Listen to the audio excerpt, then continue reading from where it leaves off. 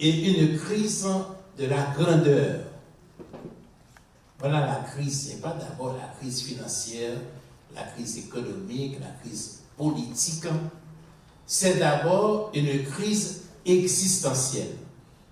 En ce sens, la crise touche notre être le plus profond. Et cette crise est caractérisée par deux phénomènes,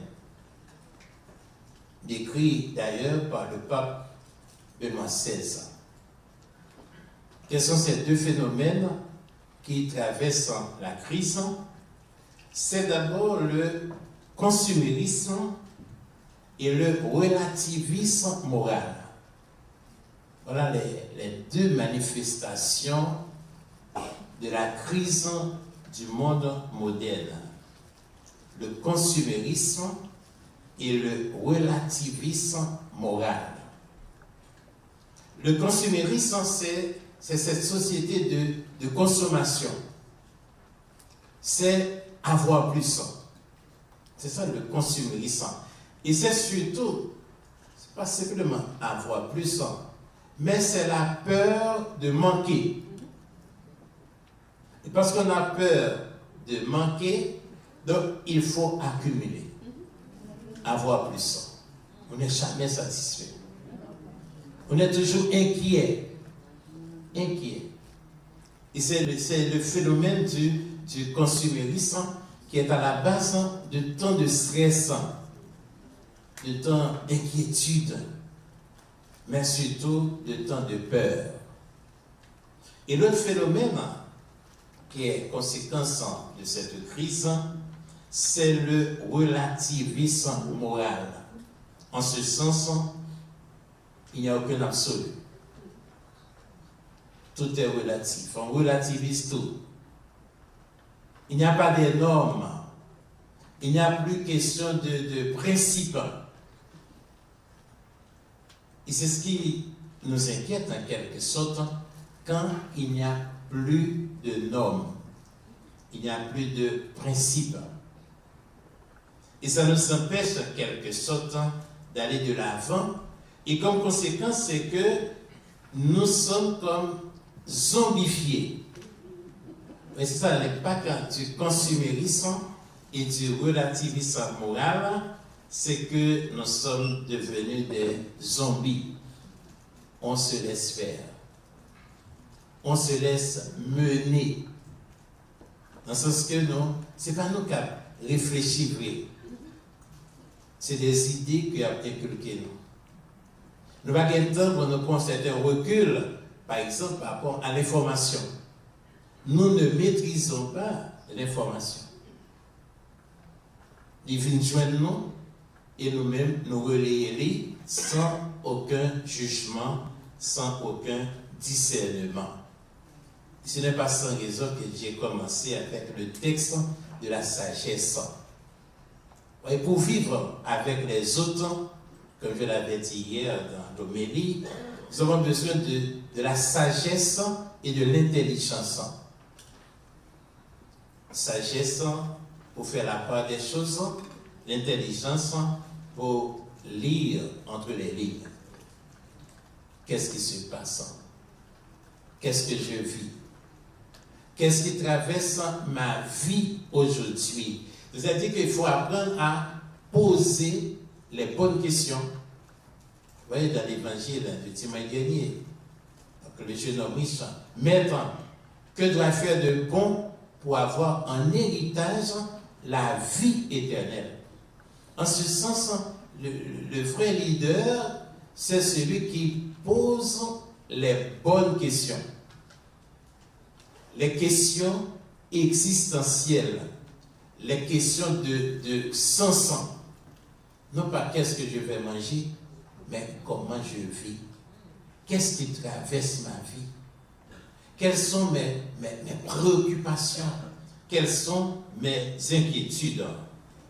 Et c'est pourquoi, quand nous parlons du leader vertueux, du leadership vertueux, quand nous parlons de leadership et spiritualité, c'est une invitation à regarder en haut. Une invitation à lever nos têtes, affirmer notre dignité et découvrir la grandeur pour laquelle nous avons été créés. Voilà, quand nous parlons de leadership vertueux, quand nous parlons de leadership et spiritualité. Donc, c'est une invitation à lever nos têtes, à regarder en haut, mais surtout à découvrir notre dignité. Et quelle est notre dignité? Notre dignité, c'est que nous sommes créés pour la grandeur. Genèse chapitre 1er, verset 28. C'est ça notre dignité. Notre raison d'être, c'est la grandeur. Et nous devons tout mettre en place pour sauver cette vocation. Nous sommes créés pour la grandeur. Et notre mission, c'est de faire surgir dans les cœurs la flamme de la grandeur. Et c'est une mission très importante pour vous, membres de la Fondation Famille Petite Maman. Susciter la grandeur. Réveiller la flamme de la grandeur dans les cœurs de nos compatriotes. Vous voyez, nous avons toujours une tendance à bailler gain. Toujours une tendance à dire, ah, ça c'est Haïti, ça c'est haïtien. Non. Vous avez une grandeur. Vous devez travailler pour la grandeur. Et pour y arriver, il faut former une nouvelle génération de leaders. Voilà ce qu'il nous a dit. Vos membres de la Fondation Petite Maman. Vous êtes invités à former une nouvelle génération de leaders. Vous savez, Père Francis a parlé du symbolisme du chiffre 300. Mais pour former une nouvelle génération de leaders, il y a le symbolisme du chiffre 40. C'est ça notre besoin, 40. Est-ce que nous avons besoin de 40 ans? Je ne sais pas. Mais le chiffre 40 ans, c'est le chiffre de la génération. Oui, toute la Bible est traversée par ce phénomène du chiffre 40 ans. Oui, les 400 ans, 40 fois 10 ans de l'esclavage du peuple de Dieu en Égypte, les 40 ans de la traversée du désert, les 40 ans de Jésus dans le désert et tant d'autres phénomènes. Et même dans la liturgie, au cours de l'année, il y a des périodes de 40 ans. Vous voyez, de Noël au 2 février à la présentation de Jésus au temple, ça fait 40 ans. Du mercredi descendre au mercredi saint, ça fait 40 ans.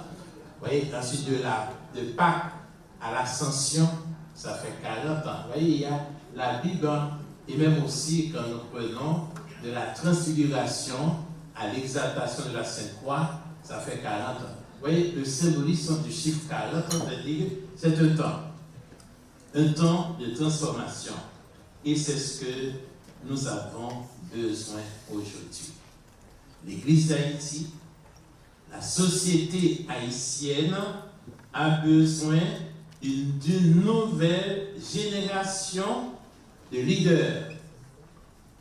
Et là, je pense que la Fondation Famille Petite Maman devait être une ressourçante, un lieu de ressourcement pour cette nouvelle génération de leaders. Et comme je l'avais dit tantôt, cette nouvelle génération doit aller dans cette double direction. Le faire ensemble et le vivre ensemble. Et c'est ce qui manque, comme je l'avais dit, dans notre ADN. Le faire ensemble et le vivre ensemble. C'est très très important et c'est de là que nous allons transformer la vie dans le faire ensemble et le vivre ensemble. Nous allons transformer la vie, nous allons transformer le business, nous allons transformer la culture. Vous voyez, à travers le faire ensemble et le vivre ensemble, ça va être une véritable révolution. Et là, vous êtes en train de poser les bases d'une nouvelle révolution haïtienne. Je vous encourage à aller de l'avant. Ne restez pas en chemin. Même s'il y a des épreuves, il y aurait des difficultés. Le diable, le Satan est là pour nous épier, pour nous empêcher d'aller de l'avant. Il va créer toutes sortes de suspicions. Oui, c'est ça que le danger. Tout commence par la suspicion. Tout se détruit par la suspicion. Et bien, il commence à suspecter l'autre. Il commence à dire bagaille qui n'est pas vrai sur l'autre, et c'est la destruction. Il suffit d'un clavier pour détruire une personne. Donc, par conséquent, il nous faut une nouvelle mentalité à travers le faire ensemble et le vivre ensemble. Mais en plus de ça, il nous faut une vision. Nous avons besoin d'une vision. Une vision du leadership qui répond aux aspirations les plus nobles et les plus profondes du cœur humain. Voilà. Il nous faut une vision du leadership. Une autre façon de comprendre chaque événement, chaque situation. Certainement, vous connaissez cette citation qui pourrait en quelque sorte vous aider à arriver à cette vision. C'est de Dalai Lama qui dit bien: prends soin de tes pensées, elles deviendront des mots. Prends soin de tes mots, ils deviendront des actions. Prends soin de tes actions, elles deviendront des habitudes. Prends soin de tes habitudes, elles deviendront ton caractère. Prends soin de ton caractère, il deviendra ton destin. Et ton destin sera ta vie. Donc voilà la citation que vous retrouvez facilement. On peut bien prendre soin de tes pensées. Ouais. La révolution commence par la pensée. La révolution, le changement commence par une idée. Et ceci est très important. Quelle idée anime votre vie? Voilà la question que je vous pose. Quelle pensée anime votre vie? Et c'est là que vient la révolution, que vient le changement. Donc, ceci est très important. Donc, d'abord la pensée, d'abord la vision. Et c'est ce qui va nous aider à aller de l'avant et à faire du neuf. Mais c'est ça qui est important. Le vrai leader, c'est celui qui fait du neuf. Le vrai leader, il est créatif. Il invente toujours de nouveaux chemins.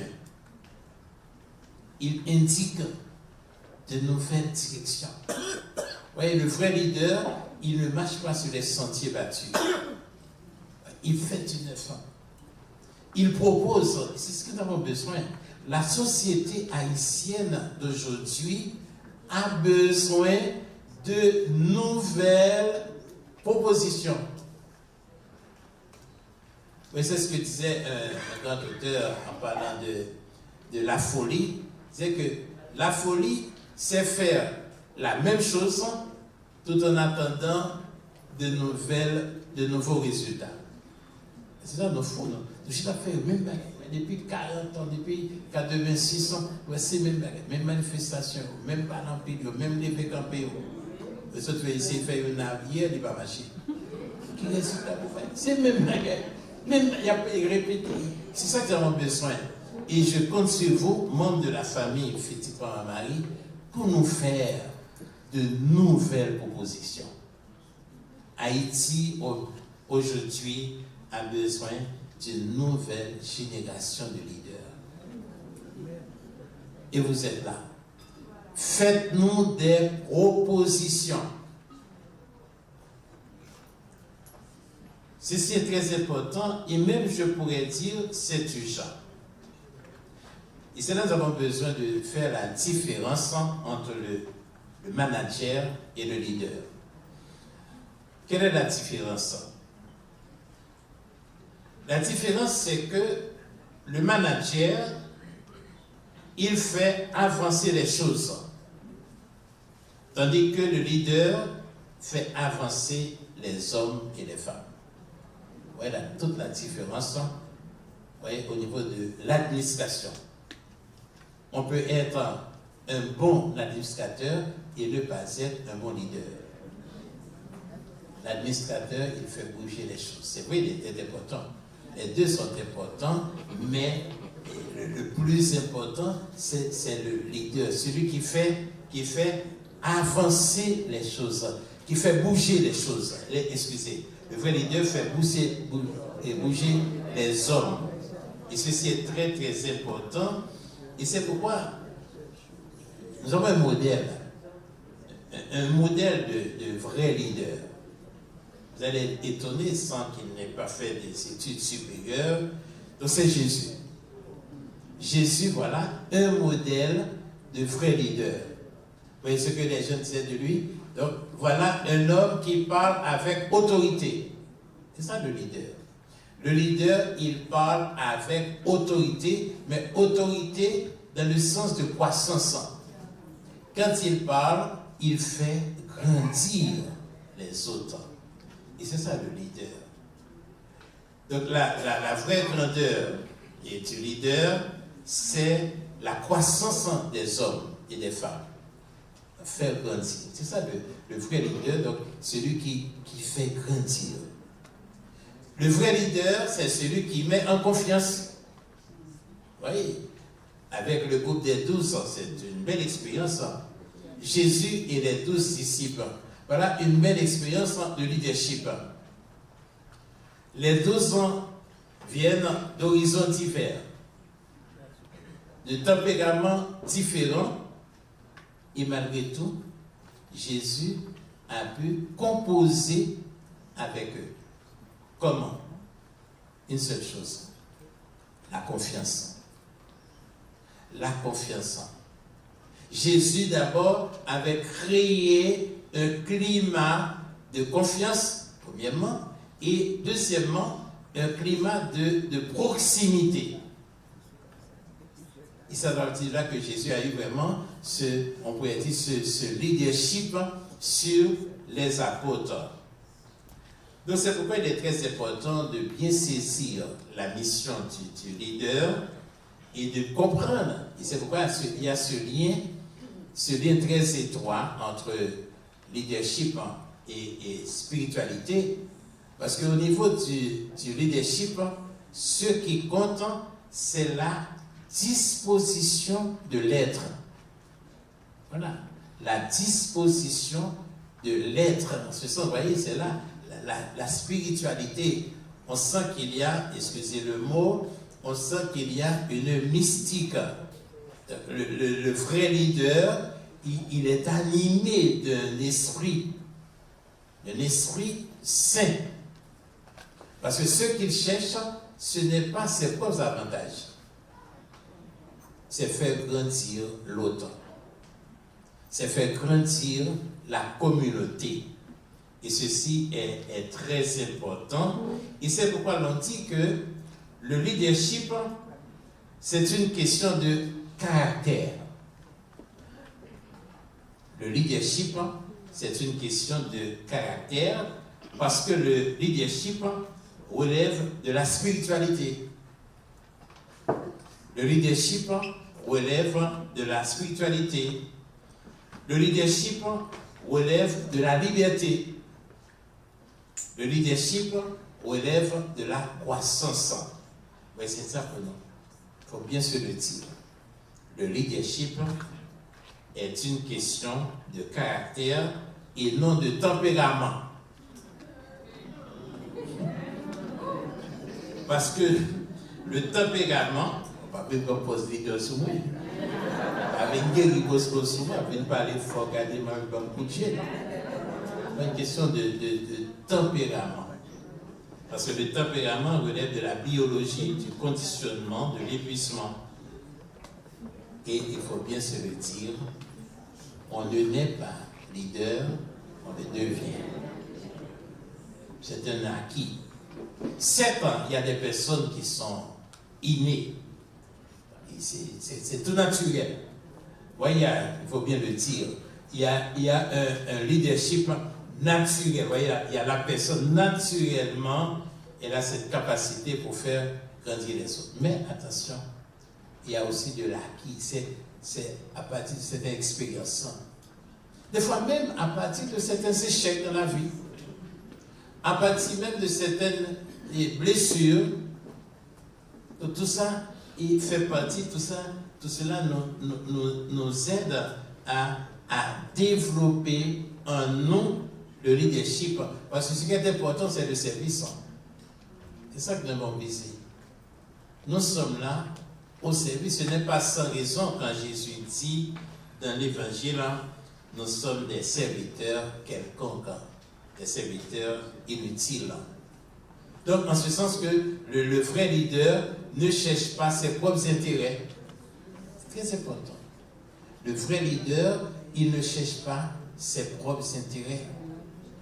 Il sait quand se retirer. Et se retirer à temps. Il ne va pas quitter mon courir derrière. Non. Il compte ça pour le faire. Il a baillé toutes les mêmes dans sa affaire, les pour le retirer, les pour le retirer, les retirer. Donc ceci est très, très, très important parce que ce dont nous avons besoin, et à travers le leadership, ce dont nous avons besoin, c'est le service. Et nous sommes au service de l'humanité. Nous sommes au service d'une cause. Et quelle cause? Pour vous, de la famille Petit Marie, c'est finalement aider ce peuple à croire en ses capacités. Voilà, c'est ça notre mission. Créer des occasions pour développer toutes les potentialités qui sont cachées dans chaque Haïtien, chaque Haïtienne. Nous avons une force intérieure. Et c'est ça notre devoir de leadership, c'est réveiller toutes les potentialités, toutes les forces qui sont cachées dans chaque Haïtien, dans chaque Haïtienne. Donc, par conséquent, nous sommes invités à aller de l'avant. Alors, tantôt, j'avais parlé du leader vertueux. En ce sens que la vertu, c'est une force. Et quelles sont ces vertus? Que le leader est appelé à mettre en valeur. Il y a 4 ans. C'est ce qu'on appelle les vertus cardinales. En ce sens, les vertus cardinales, c'est tout ce qui vraiment nous aide à devenir un vrai leader. Les 4 ans. D'abord, la prudence, le courage, la maîtrise de soi et la justice. Voilà les 4 vertus qu'un vrai leader doit pratiquer. Donc ces 4 vertus, ils nous aident en quelque sorte à aller de l'avant. Les vertus de prudence, c'est quoi? C'est la sagesse pratique. La prudence augmente la capacité du leader à prendre les bonnes décisions. Voilà ce que fait la prudence. La prudence donne au vrai leader la capacité de prendre les bonnes décisions. La bonne décision, c'est tout ce qui peut permettre à l'autre de grandir.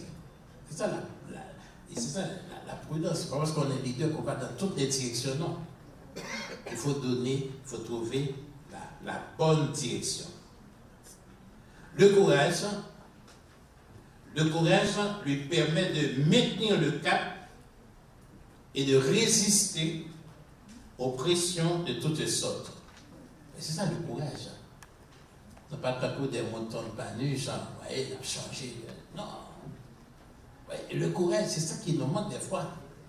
Le courage, c'est en quelque sorte la force pour aller à contre-courant. Ouais, nous ne suivons pas l'esprit du monde. Le pape François en parle beaucoup. Ce qui est mondain. Ouais, on ne cherche pas à faire plaisir. On ne cherche pas d'après les opinions des autres. Le courage, c'est, comme je l'ai dit tantôt, c'est cette capacité pour résister. Le courage, c'est cette capacité pour avoir des convictions solides. C'est ça le courage. Donc, c'est une vertu cardinale qui nous aide en quelque sorte à rester un vrai leader. Donc, il y a le courage. Et puis, l'autre vertu cardinale, c'est la maîtrise de soi. La maîtrise de soi qui nous permet de contrôler nos émotions. Il y a des gens qui sont très émotifs. Il y a des gens qui sont très passionnés. Comme quoi il n'y a plus de raison. Non. C'est ça, la maîtrise de soi, c'est un fruit de l'esprit, dans Galates chapitre 5. La maîtrise de soi, c'est cette capacité pour se contenir. Pour ne pas quitter n'importe parole sur dans bouchon. Pas dire n'importe quoi. Parce qu'on l'a tiré, oh oui, le journal te dit non. Nous sommes petit préval.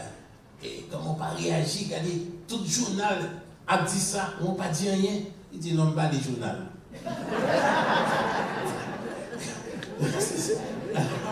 Donc, c'est maîtriser ses émotions. Parce que tout journal a dit, tout radio a dit, vous même répéter. Non. Il faut maîtriser ses émotions, maîtriser ses passions, ne pas se laisser mener. Donc, c'est ce qui est important, donc ce que donne la maîtrise de soi.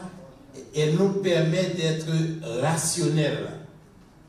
Saint Martillon, convaincu de Saint Martillon, et prend toute disposition. Donc, la maîtrise de soi, donc, qui nous permet de garder, c'est ça la maîtrise de soi. La maîtrise de soi nous permet de garder une énergie vitale dans l'accomplissement de notre mission. C'est ça la maîtrise de soi. Parce que c'est ça la tendance. La tendance en nous, c'est l'éparpillement. Nous n'arrivons pas à nous concentrer sur l'essentiel. Vous voyez, dans le mot essentiel, il y a le mot essayer. C'est le verbe essayer, le verbe être.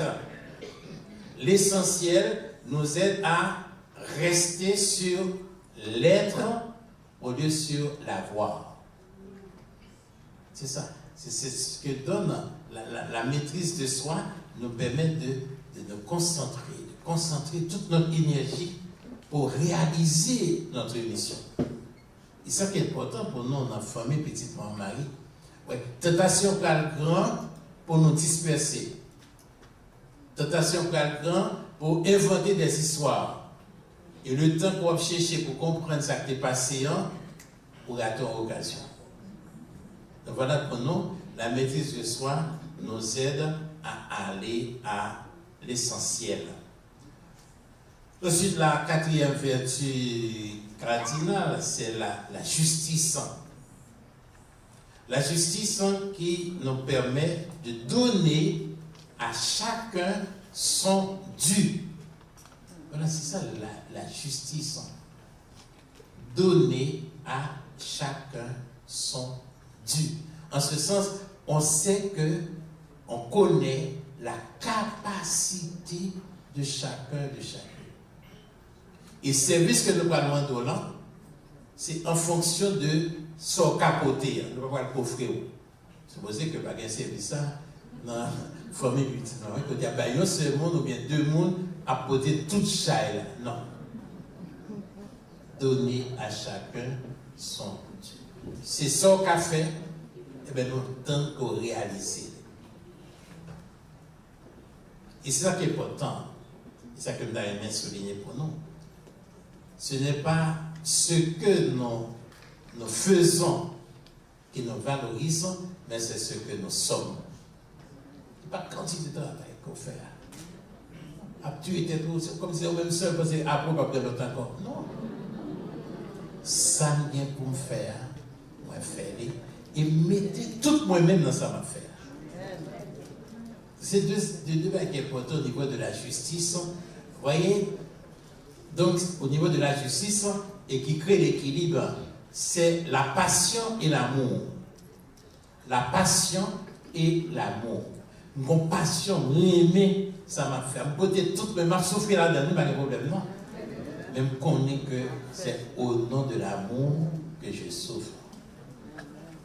Comme dit Jésus dans l'évangile, ma vie, nul ne la prend, mais c'est moi qui la donne.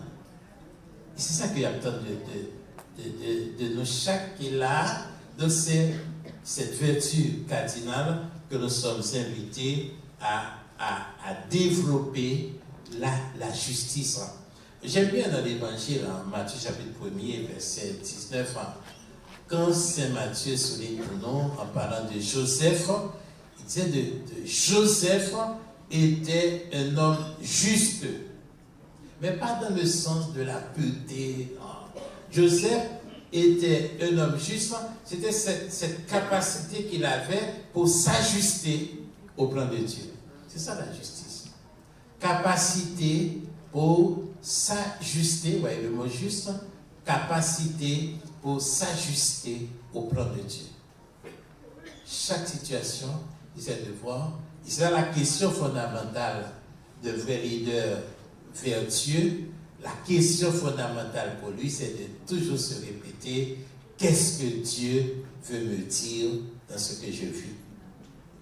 Qu'est-ce que Dieu veut me dire dans ce que je vis? Pour qui ça?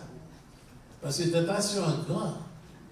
Par exemple, vous-même qui est tellement dévoué, qui est tellement investi, ce qu'on appelle les 3 T. Le vrai leader, il est animé par les 3 T. Temps, trésor, talent. Voilà, le vrai leader, le leader vertueux, il est animé par ces 3 T. Il donne son temps.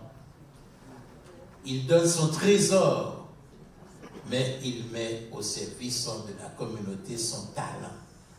Les 3 T, temps, trésor, talent. Alors, ce qui pourrait arriver, et c'est là que question de justice est très importante.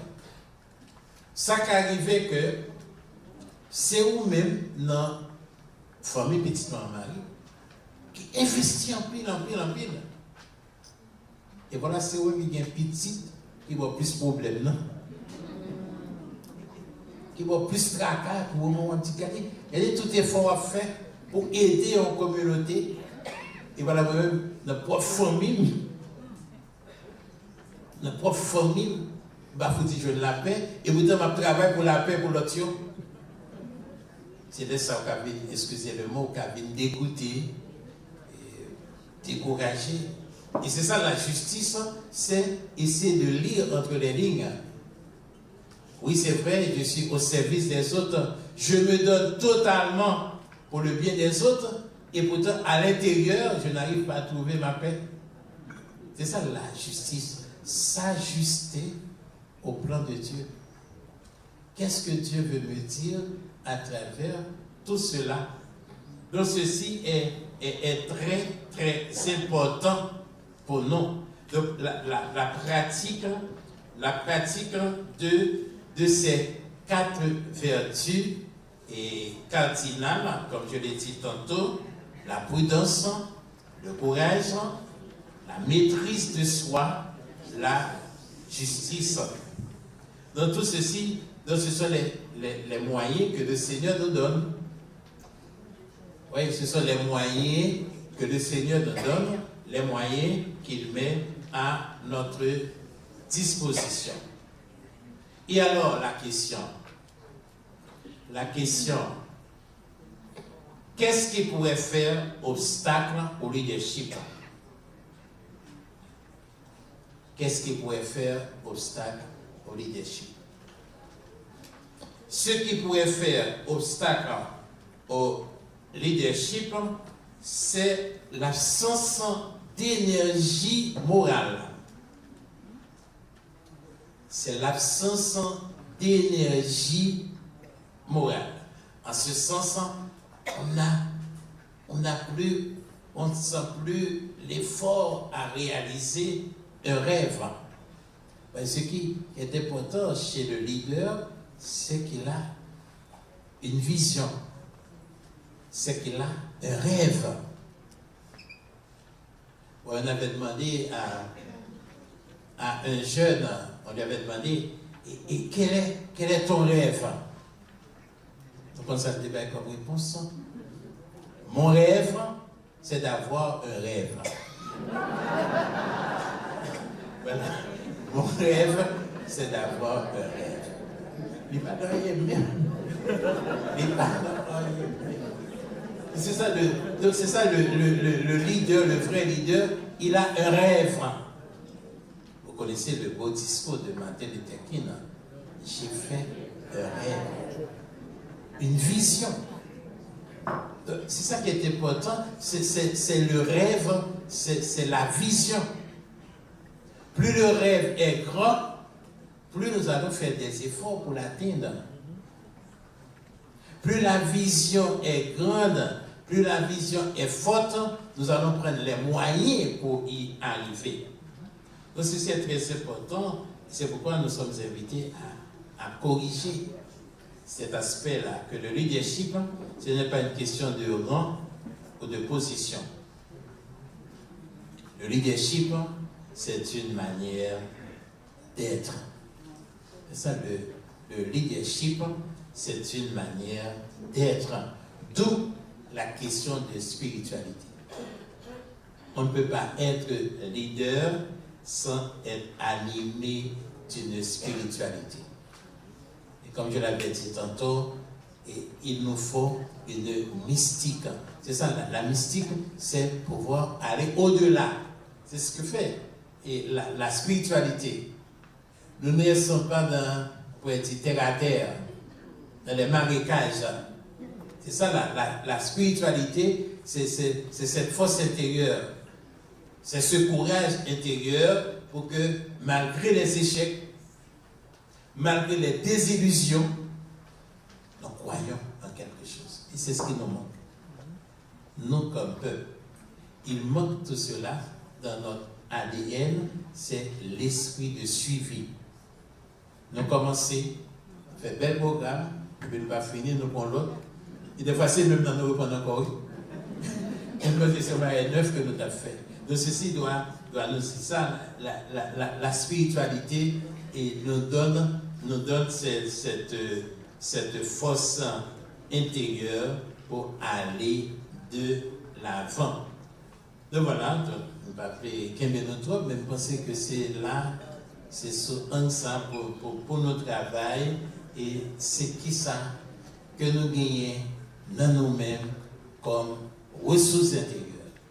Et nous allons étonner si toutefois que nous arrêtons un moment. Donc c'est là que je comprends la spiritualité, et elle nous permet de prendre un certain recul. Vous voyez, le vrai leader, c'est celui qui sait s'arrêter et qui prend un certain recul, et à la lumière de l'Esprit Saint, mais il cherche d'autres ressources, d'autres moyens pour pouvoir avancer. Voilà, en quelque sorte, dans ce premier temps. Donc, demain, je vais développer les deux aspects, la magnanimité et l'humilité. Voilà les deux éléments qui sont importants. Parce que sans la magnanimité, sans l'humilité, donc on ne pourra pas vraiment répondre à cette belle, à cette grande vocation qu'est le leadership. Merci.